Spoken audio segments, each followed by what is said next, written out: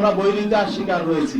আসন এখানে কম বেশি হতেই পারে, তবে এখানে আমাদের আত্মসম্মান বোধে লেগেছে। আমরা তো কারো অনুগ্রহের পাত্র হয়ে রাজনীতি করতে চাই না। তারা নির্বাচনে প্রতিদ্বন্দ্বিতা করবেন, একজনও তারা মনোনয়নপত্র প্রত্যাহার করবেন না। নীতি আদর্শের প্রশ্নে, রাজনৈতিক প্রশ্নে, ইনসাফের প্রশ্নে আমরা বৈরিতার শিকার হয়েছি। সেই জন্য আমরা আজকে আপনাদের সামনে ঘোষণা দিতে বাধ্য হচ্ছি যে ইসলামী আন্দোলন বাংলাদেশ আসন্ন ত্রয়োদশ জাতীয় সংসদ নির্বাচনে যে 270টি আসনে মনোনয়নপত্র সাবমিট করেছে, এর মধ্যে আপিলে 2 জন বাতিল হয়েছে। বাকি 268 জন সংসদ সদস্য প্রার্থী এখনো পর্যন্ত মাঠে কাজ করছেন। আমরা তাদেরকে নির্দেশনা দিয়ে দিয়েছি, তারা নির্বাচনে প্রতিদ্বন্দ্বিতা করবেন, একজনও তারা মনোনয়নপত্র প্রত্যাহার করবেন না।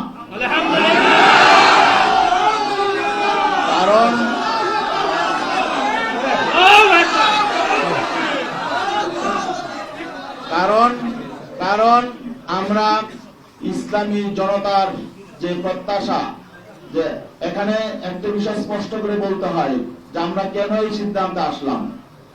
জানেন যে এখানে বাংলাদেশ জামাত ইসলামী একটি বড় শক্তি ছিল, অস্বীকার করার সুযোগ নেই।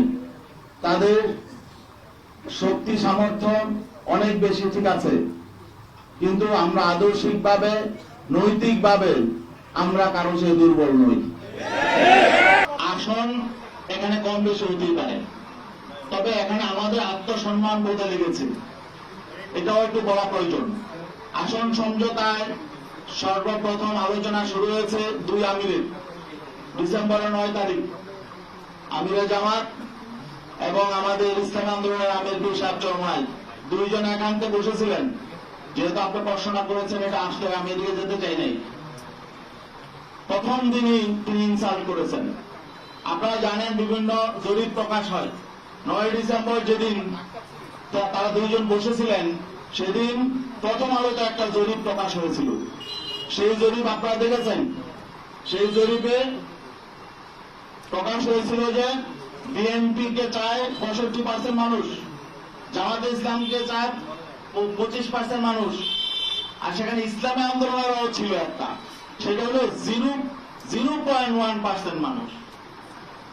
ঠিক আছে, ওই দিন বসার পরে আলোচনার শুরুতেই জামাতের আমির মোহতারাম তিনি আমাদের আমিরকে বললেন যে এই একটা প্রথম আলোতে একটা জরিপ এসেছে, দেখেন। তাহলে এটার অর্থ কি? এটার অর্থ হলো যে তাকে ইনসাল্ট করা, যে আপনাদের তো কোনো পয়েন্টই নাই, মানে জনমতে আপনাদের কোনো কি নাই, কোনো 1%ও নাই। 0.1 মানে 1%-এর শতভাগের 1 ভাগ। তো এটা হলো উনি ইনসাল্ট করে শুরু করে যে যাত্রা। সেদিনই মোটা আমি আমাদেরকে বলেছেন যে তাদের কিন্তু মতলব ভালো নয়, তারা হয়তো আমাদেরকে সাথে বেইনসাফি করবে। কারণ তিনি আমাকে এই জরিপের কথা কেন আনলেন সেখানে, পরে আমরা দেখলাম শেষ পর্যন্ত তারা এই জরিপের মধ্যেই ছিল।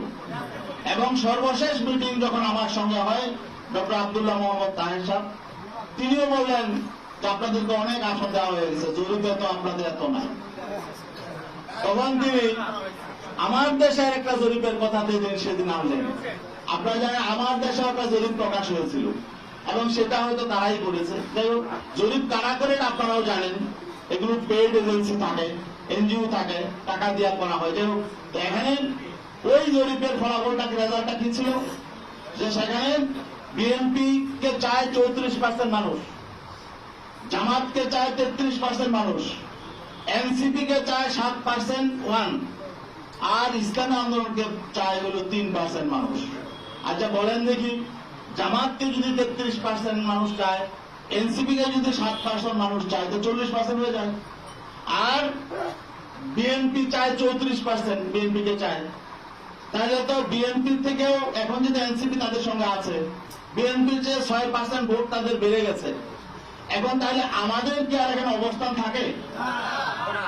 এখন তখন যখন তারা বলে জরিপে তো তা আসলে আপনাদের তেমন অবস্থা নেই, এখন তাহলে বোঝা গেল যে তারা যে আসন দিয়েছে এটা অনুগ্রহ করে দিয়েছে। আমরা তো কারো অনুগ্রহের পাত্র হয়ে রাজনীতি করতে চাই না।